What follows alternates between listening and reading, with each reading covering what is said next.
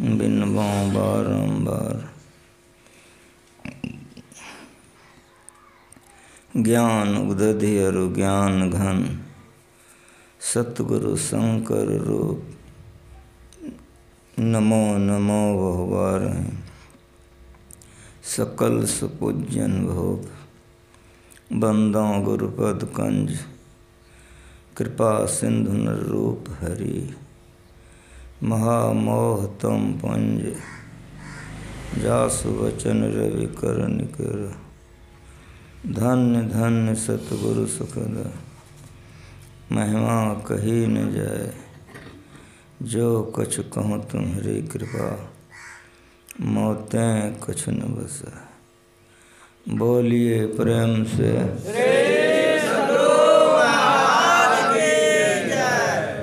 सत्संग में पधारे पवित्र आत्माओं, साधक वृंद।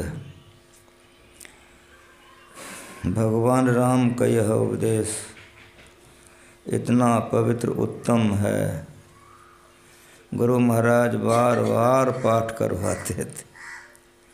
सबसे कॉमन पाठ हमारे संत मत में है। जितना अखिल भारतीय जिला वार से कहीं जाइए ये पाठ जरूर होगा।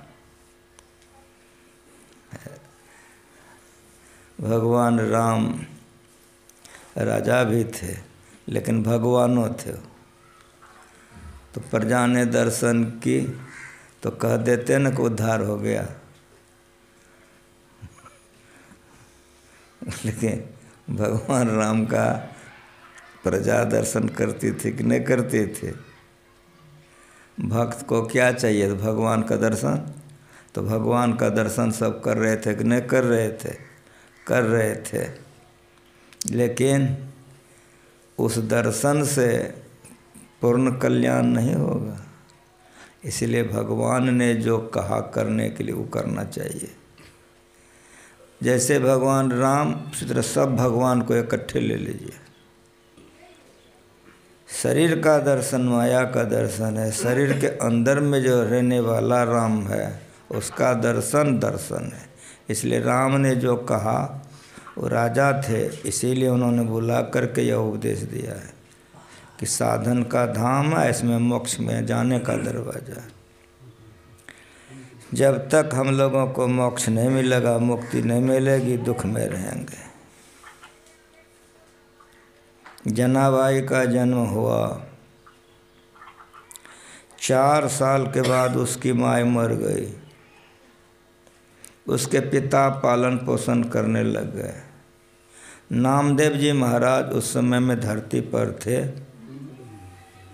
उनके पिताजी नामदेव जी महाराज के यहाँ जाया आया करते थे। छोटी बच्ची होने के कारण नामदेव जी महाराज के घर में 14 व्यक्ति थे। 15वां ही बच्ची थी। वहाँ जाकर खेलने उलने लग जाते थे। बहुत उन लोगों में रच पच गई। जब जब जाते थे तो वहाँ जनाबाई खेल धूप करती थी। 7-8 वर्ष की हुई, पिताजी का भी शरीर छूट गया। उसी घर में वे चौका बर्तन लोगों का सेवा करते हुए जीवन बिताती थी जनाबाई। 15वां उसी घर का वो एक सदस्य हो गए। लेकिन तमाम कामों को करते हुए आगे में भगवान का मंदिर था,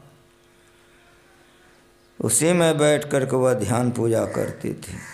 जब दिन में उसको समय नहीं मिलता था तो रात में बैठ के ध्यान करती थी। नामदेव जी महाराज के घर के सामने में मंदिर था। तमाम कामों को करने में मस्त रहती थी, भजन ध्यान करती थी।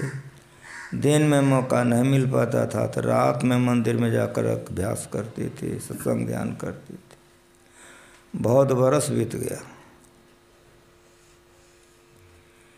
एक दिन एक बड़े सेठ ने भगवान के गले में बहुत कीमती हार चढ़ाया। सभी लोगों ने देखा। सभी लोग पूजा पाठ करते थे। भगवान के गले में बहुत कीमत का वो हार था।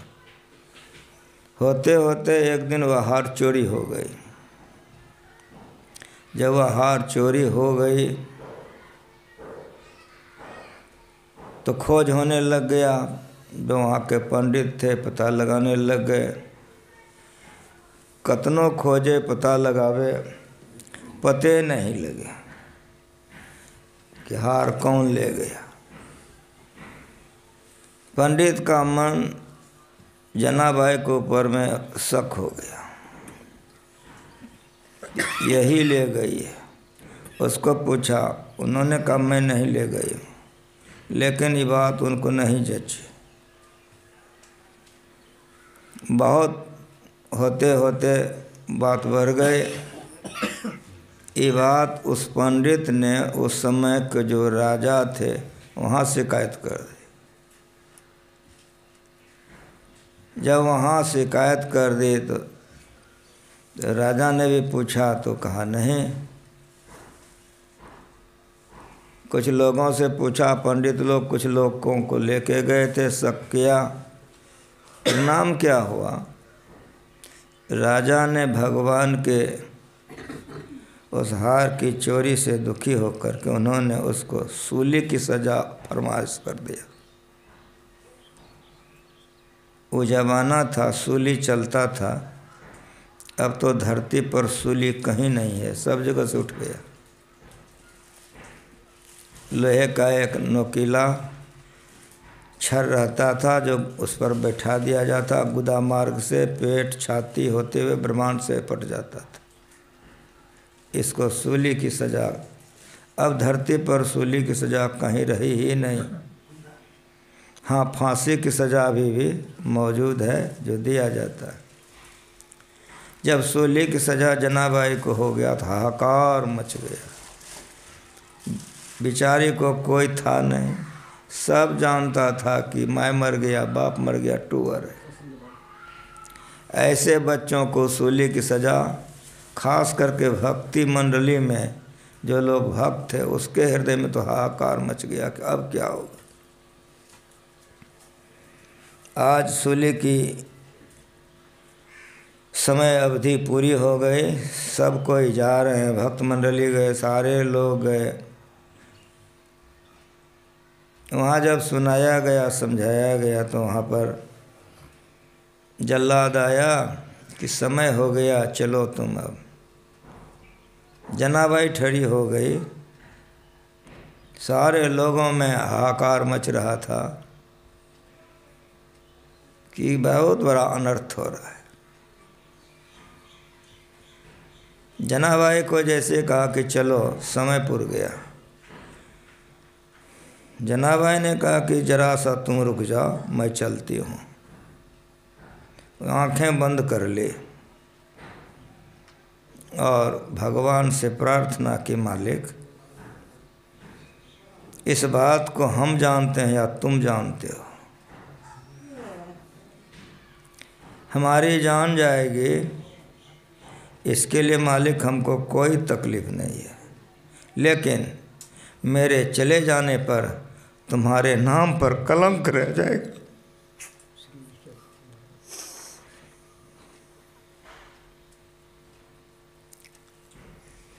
इसीलिए मुझे तकलीफ़ हो रही है कि तुम्हारे नाम पर जो कलंक रह जाएगा, इसी की चिंता से मैं व्यथित हूँ। अंदर में वो प्रार्थना कर रहे थे कि जल्लाद ने कहा समय हो गया है। जनाबाई ने आंखें खोली और सूली को खूब गौर से देखने लगी। जैसे सूली को खूब गौर से देखी कि कुछ ही क्षण में, जैसे उसकी दृष्टि पड़ी कि कुछ ही क्षण में, देखते ही देखते वो सूली मोम की तरह गल करके नीचे गिर गया।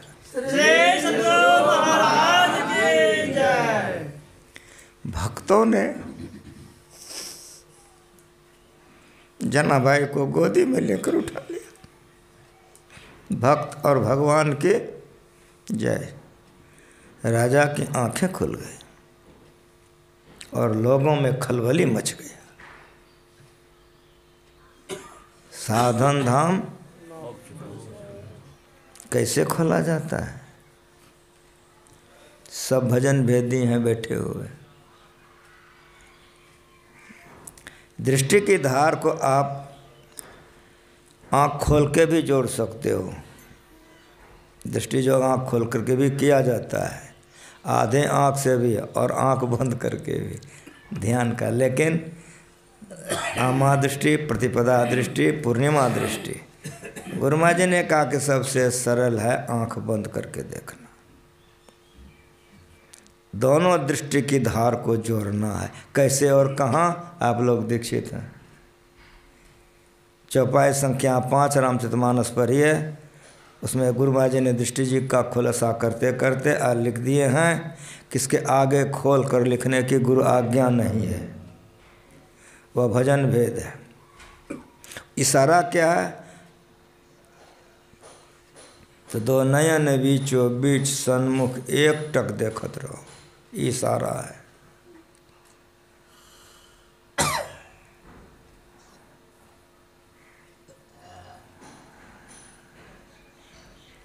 दो नैन नजर जोरी के एक नोक बना के,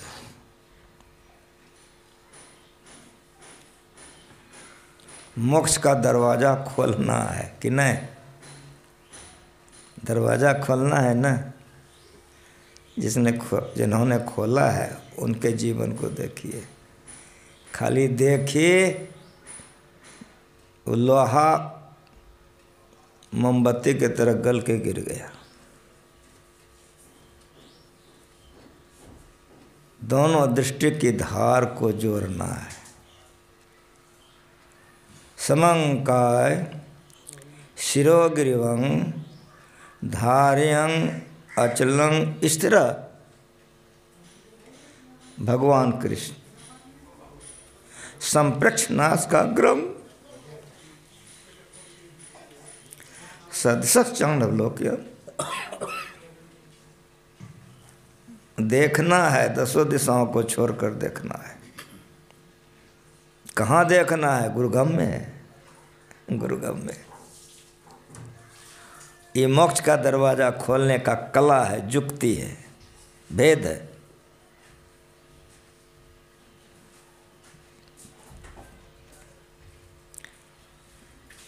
संप्रेक्ष नासिकाग्रम दिशश्चानवलोकयन्। गुरु महाराज जी हम लोगों को समझाए, मोटे मोटे गीता को मंगा के देखिए। लोगों ने टीका किया कि नाक के आगे भाग में देखिए। आप लोग देख सकते हैं, बहुत मोटा मोटा किताब मंगा करके देखिए। तो अच्छे अच्छे 1200-1500 पृष्ठ का किताब है। इतने बड़े बड़े धुरंधर सब विद्वानों ने टीका किया है। लिखा है कि नाक के आगे भाग में देखिए। वहाँ क्या है? संप्रेक्ष नासिकाग्रम। खूब बढ़िया समझिए। जो करने बैठे हैं, जिसके लिए आए हैं, उसको समझिए। संप्रेक्ष नासिकाग्रम सदसश्चानवलोकयन्। नासिका अग्रम, नासिका के आगे देखो। समझ रहे हैं? यही नासिकाग्रम जो है, ये मोक्ष का दरवाज़ा खोलने का जगह है। संप्रेक्ष नासिका अग्रम, नासिका के आगे देखो। लेकिन कि उस टीकाकार ने लिखा कि नासिका के अग्र भाग में देखो। भाग शब्द वहाँ नहीं है। जैसे भाग होगा तो 10 दिशा में एक दिशा हो जाएगा। कितना गंभीर है। रामचरितमानस सार सटीक आप लोगों के पास में होगा, उसमें पढ़िए। श्री गुरु पदनक मणिगण ज्योति सुमिरत दिव्य दृष्टि ही होती। कैसे होगा? खुलेगा कैसे? 3 पन्ना में गुरु महाराज जी लिख दिए हैं, और लिखते लिखते अंत में लिख दिए हैं, यदि देखने का कला गलत होगा तो आँख में दर्द हो जाएगी, आँख में रोग हो जाएगा, वैद्य भी ठीक नहीं कर सकेगा। इसके बाद गुरु महाराज जी लिखते हैं कि इसके आगे खोल करके लिखने की गुरु आज्ञा नहीं है, ये भजन भेद है। ये भजन भेद हम अपने तरफ से कह रहे हैं। गुरु महाराज ने लिखा कि इसके आगे खोल कर लिखने की गुरु आज्ञा नहीं है, ये गुरु महाराज जी की वाणी में पढ़ी है। तो आप लोग भजन भेद लिए हैं, समझ रहे हैं। इसी ज्ञान को भगवान राम ने इसी पाठ में कहा, और एक सबको मालूम है। ये मत बुझिएगा कि हम भाषण कर रहे हैं तो हम ही आप लोगों से बेसी जानते हैं। हम लोग हमसे बेसी आप ही लोग जानते हैं। कहे तो गुरु महाराज जी खूब इसका प्रचार करके गए। और एक गुप्त मत सब है कहाँ कर जोर, शंकर भजन बिना नर। मोटका मोटका रामायण पढ़ लीजिए, हमारे पीछे में मोटका रामायण है, मौका मिलेगा उल्टा के देख लीजिएगा। घर में खूब मोटका मोटका रामायण पढ़ लीजिए। तो गुरु महाराज जी कैसे गुरु मिले हैं, उन्होंने खुलासा किया है। टीकाकार ने लिखा है, शंकर भजन का अर्थ किया है कि जब तक शिव जी का उपासना नहीं करोगे तो राम खुश नहीं होंगे। लेकिन हम लोगों को गुरु महाराज जी से कहा है कि शंकर भजन में रावण से बढ़कर कोई आज तक नहीं हुआ है, आगे हो जाए तो नहीं हो सकता। और रावण को राम ने वध कर दिया तो टीका तो वहीं खत्म हो गई। शंकर भजन किया है, वहाँ शब्द कर जोर, कर का अर्थ है वहाँ पर किरण, कर्म न होता है देखने की शक्ति। बंदों गुरुपद कंज कृपा सिंधु नर रूप हरि महामोह तम पुंज जास वचन रविमन सूर्य कर्म न किरण। दोनों आँखों से जो धार निकल रही है उसको कहाँ कैसे जोड़िएगा, ये गुप्त मत। सातों कांड रामायण को याद कर ले, जब तक गुरु नहीं करेगा मोक्ष का दरवाज़ा वो नहीं खोल सकता है। जब तक गुरु नहीं करेगा मोक्ष का दरवाज़ा नहीं खोल सकता है। तन के कमान सूरत का शब्द मान ले, मारद मान। देखते हैं रटा गुरु महाराज जी गए, रटा के गुरु महाराज जी गए, सबके मुंह में धरारा। गुरु महाराज जी गए थे, खेत में मजदूर लोग बातचीत कर रहा था, गुरु महाराज जी व्हील चेयर पर जा रहे थे गढ़ पर, हम लोग साथ में थे। कहते जरा सा रोको गाड़ी। व्हील चेयर पर गुरु महाराज जी बैठे थे, खेत में लोग चर्चा कर रहे थे। सुन के गुरु महाराज जी कहते हैं हमको बड़ी खुशी है, देख तो खेते में चर्चा कर रहा है, अब संत मत नहीं रुकेगा, अब खूब बढ़ेगा। तन के कमान सूरत का रोदा शब्द मान ले, मार्दमान विधातन ही तन। ये मोक्ष का दरवाज़ा खोलने का परिणाम है। जो मोक्ष का दरवाज़ा खुलेगा वह पिंड से ब्रह्मांड में जाएगा। इस शरीर यही काम करने के लिए मिला है। सारे साधक लोग आए हैं, सौभाग्य है, गुरु महाराज से दीक्षा ले लिए हैं। जो काम करने के लिए आए हैं उस पर उसी तरह से सवार रहिए जैसे घोड़ा पर घुड़सवार रहता है। समझ में कुछ आ रहा है कि नहीं? घोड़ा छाड़दक मारेगा कि नहीं? मारेगा ना। आज यदि सवार ठीक ठीक बैठे नहीं घोड़वा पर तब की होगा सो बताइए? हड्डी गुड्डी चूर होगा कि नहीं? मन पर सवार होकर के नहीं रहिएगा तो मन कहीं पटक देगा, चूरे चूर हो जाइएगा। इसीलिए मन पर हरदम सवार रहिए। उस सवार होने का कला क्या है? तो हरदम जप कीजिए, मन एकाग्र रहेगा, तब जो आप मोक्ष का दरवाज़ा खोलने के लिए बैठेंगे तो बल मिलेगा। बोलिए प्रेम से। माइक दीजिए वहाँ गायक को, एक भजन हो जाएगा, आरती हो जाएगी। हारमोनियम दीजिए।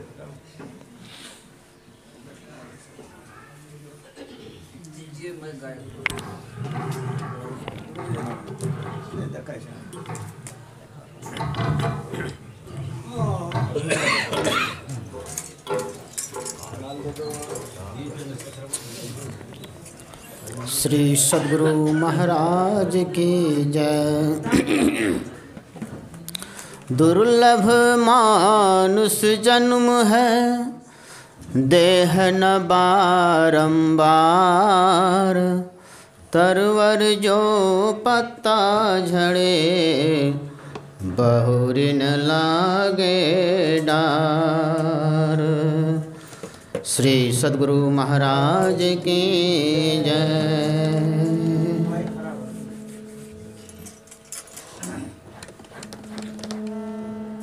खराब हो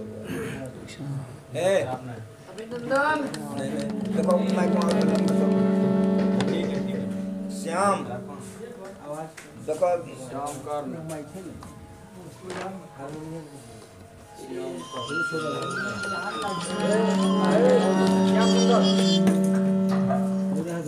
आवाज कम कर दीजिए। आवाज कम करना चाहिए।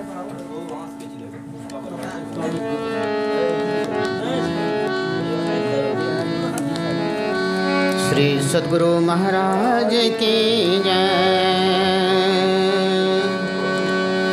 यही मानुष देह समैया में करो परमेश्वर में प्यार, करो परमेश्वर में प्यार। यही मानुष देह समैया में करो परमेश्वर में प्यार, करो परमेश्वर में प्यार। कर्म धर्म को जला खाक कर, कर्म धर्म को जला खाक कर देंगे तुमको तार। करो परमेश्वर में प्यार, करो परमेश्वर में प्यार, करो परमेश्वर में प्यार।